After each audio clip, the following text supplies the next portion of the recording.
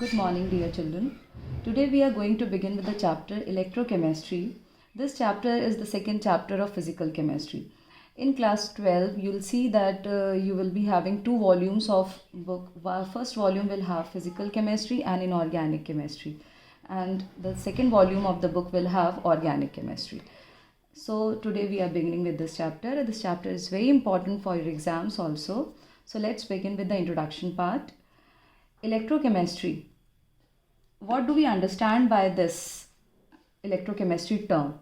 Actually, it is a very important branch of chemistry which deals with the interconversion of energies, like chemical energy getting converted into electrical energy and electrical energy getting converted into chemical energy. So basically in this chapter we will be dealing with the energy conversions and the devices used for this energy conversion. The energy conversion is a process which is carried out by special devices called cells. And in chemistry, basically in this chapter, we need to deal with two types of cells. These two types of cells are electrolytic cell and electrochemical cell. And in both the types of cells, we'll see that the type of reaction that is occurring is a redox reaction. Redox is not a new term for you all. I hope you all are well aware of this term redox. What do we understand by this term redox? RED stands for reduction and ox stands for oxidation. So here we see that the reactions in which reduction and oxidation occurs simultaneously are referred to as redox reactions. So in both the types of cells, that is electrolytic cell and electrochemical cell, we will be dealing with the redox reaction somehow. So let's see the difference first between the two types of cells. In electrolytic cell, this again is not a new term for you because electrolysis, the process electrolysis, we have already done in class 10 also. So, and 11 also obviously. So the process in this type of cell, the process that occurs is electrolysis. And electrolysis is a non-spontaneous process. Non-spontaneous process means the process which does not occur on its own. That is, it requires some energy expenditure. It requires the reaction occur on the expense of some energy. Whereas in electrochemical cells, the reaction that occurs is spontaneous. Therefore, in electrolytic cell, there will be requirement of electrical energy for the non-spontaneous reaction to occur. Whereas in electrochemical cell, the chemical reaction occurs on its own. So no energy is required.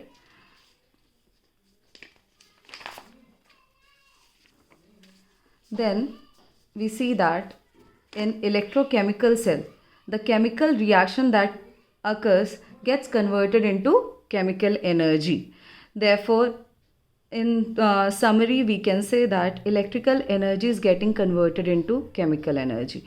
Whereas in an electrochemical cell, the chemical reaction that occurs evolves chemical energy which gets converted into electrical energy. The best example of an electrochemical cell is inverter battery, because we all are aware of what is inverter battery.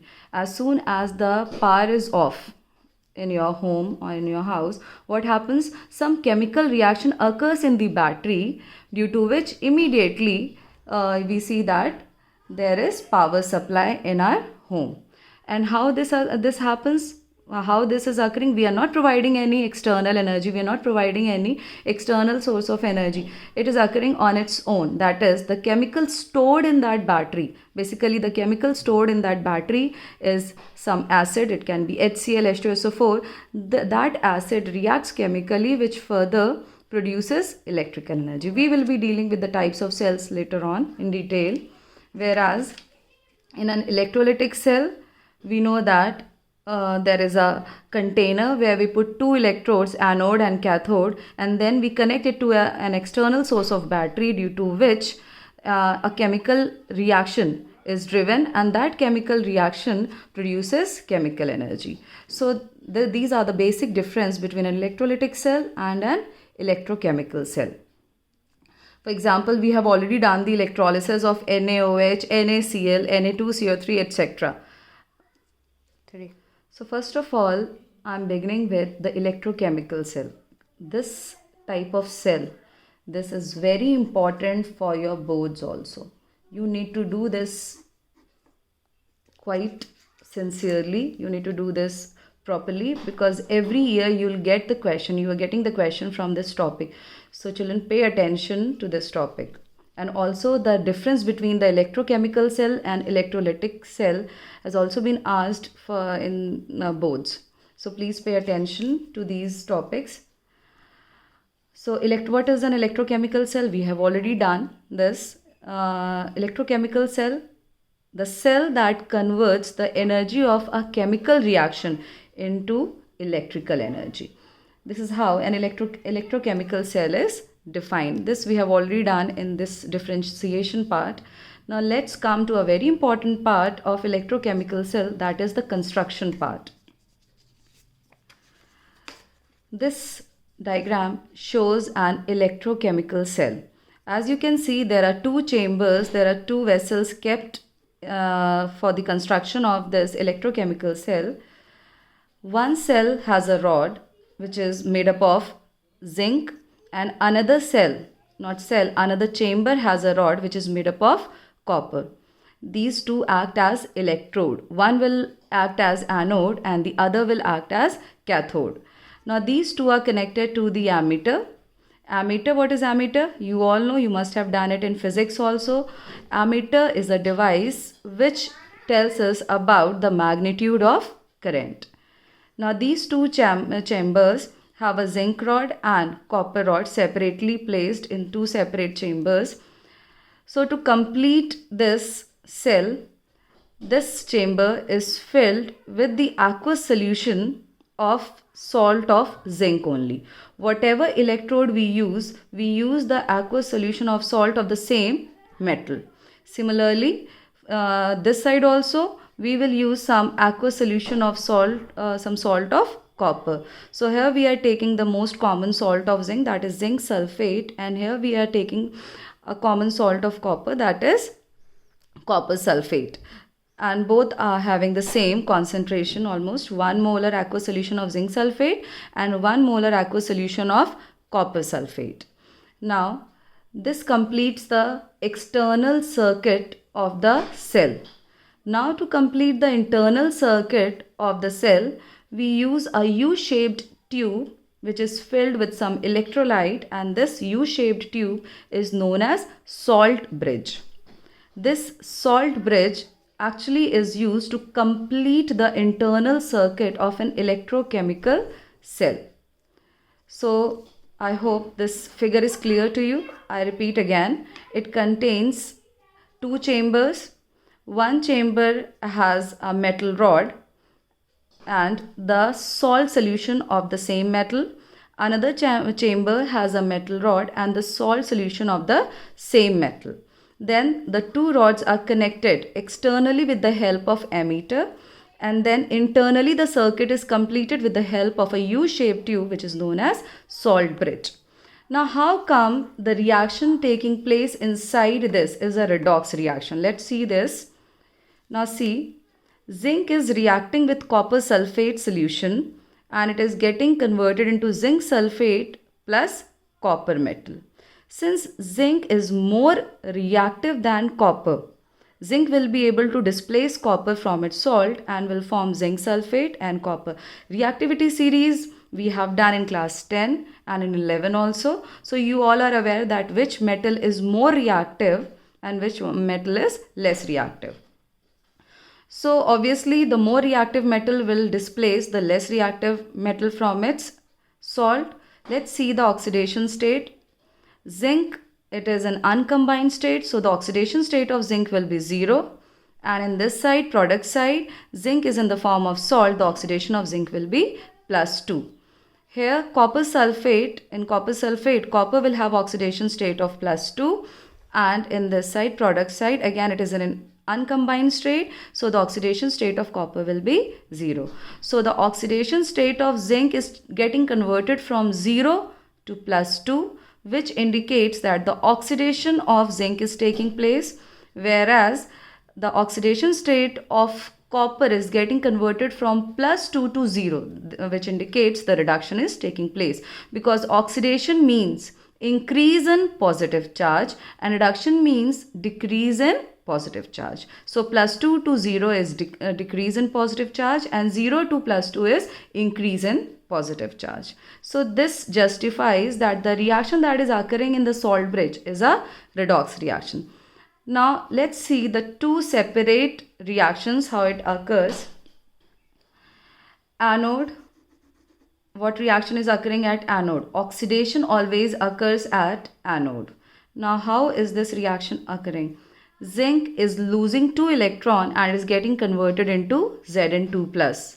The 2 electrons which are lost by zinc are being gained by copper 2+, which is getting reduced into copper metal. Now when you write the net cell reaction, the 2 electrons in both the reactions get cancelled off. As a result, you will get zinc plus Cu2+, which gives Zn2+ plus copper. Now wherever you will find this in the form of 2+ or in this state, this indicates it is present in the form of salt. So here you can also write copper sulfate and here you can also write zinc sulfate. So this reaction again comes out to be like this. So both the reactions are same. Here I have written it in the ionic state and here it is written in the combined state. So more or less both the reactions are same. I hope it is clear to you that how the oxidation is occurring. Oxidation means loss of electron, reduction means gain of electron. Whatever electron this zinc metal is losing, copper 2+ is gaining that electron to get converted into copper solid. Now this copper solid which is being produced can be seen here in the form of brown color deposition. It can be seen here in the form of brown color deposition. The electron here which is being lost, 2 electrons, this travels this circuit and moves to this chamber. Here those 2 electrons are gained by Cu2+, which is in the form of copper sulfate, and then it gets converted into copper metal. This copper metal can be seen here in the form of brown color deposition. So this is how the entire process occurs. In short, you can remember this in the form of Lone method. Lone means L stands for left, O stands for oxidation, A stands for anode and N stands for negative. So whenever you have any confusion in this, please remember this Lone method. L stands for left, O stands for oxidation, A stands for anode, N stands for negative. That means anode is connected to the negative terminal of the battery and at anode oxidation occurs and anode is always present towards left side in a cell. Now let's study about salt bridge somewhat in detail. Salt bridge we have already seen, it is a U-shaped tube which is filled with gelatin or agar-agar paste, and in combination to any of these two we have potassium salt like KCl, K2SO4. Now what is the reason that I am taking here potassium salt only, or preferably potassium salt? Why am I taking potassium salt here? Because when you see a salt bridge here and it is in contact with both the solutions in the two cells. Here we have zinc sulfate, here we have copper sulfate. Obviously there is a possibility of this reacting with zinc sulfate or this reacting with copper sulfate. Suppose I have KCl here, but now if I am taking KCl here, there is no possibility of the reaction between these two. Neither zinc sulfate will be able to react with KCl nor copper sulfate will be able to react with KCl. Why? Because in activity series or reactivity series, potassium is present at the top level, whereas zinc and copper are present at the bottom of the series. So the metal which is present at the top cannot be displaced by the metals which are present at the bottom. So there is no chance of potassium getting displaced by either zinc or copper. So this remains inert in nature. That is why we are using here potassium salts. So this makes it inert in nature because it is not taking part in the reaction, and then it completes the internal circuit. How? This I have explained you earlier also, that internal circuit, how it is complete.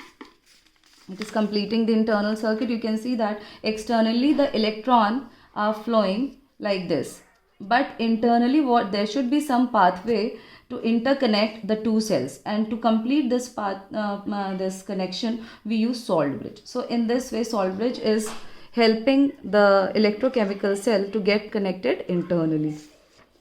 Now again, it maintains the electrical neutrality. Now what does this term mean? Electrical neutrality. If suppose I am taking KCl, this means K is in the form of positive ion and Cl is in the form of negative ion. Now what happens if there is excess of electron in this chamber? Then it provides K plus to maintain the neutrality of this chamber, and suppose there is excess of proton or positive charge in this chamber, Cl minus will be provided to this chamber to maintain the electrical neutrality. So in this way it also helps in maintaining the electrical neutrality of the electrochemical cell. So this is all about salt bridge. This topic is also very important. Sometimes the significance can be asked for this salt bridge, its composition, or any question like So this is all for today. Now I'll be sending you the notes also of these topics, children. Kindly go through the notes, and there will be some questions and assignments also based on the same topics. Solve those questions and discuss your doubts. Whatever doubt you have, feel free to share your doubts, and please revise it thoroughly and go through the notes which I am sending so that we can discuss it in our next lecture. Thank you.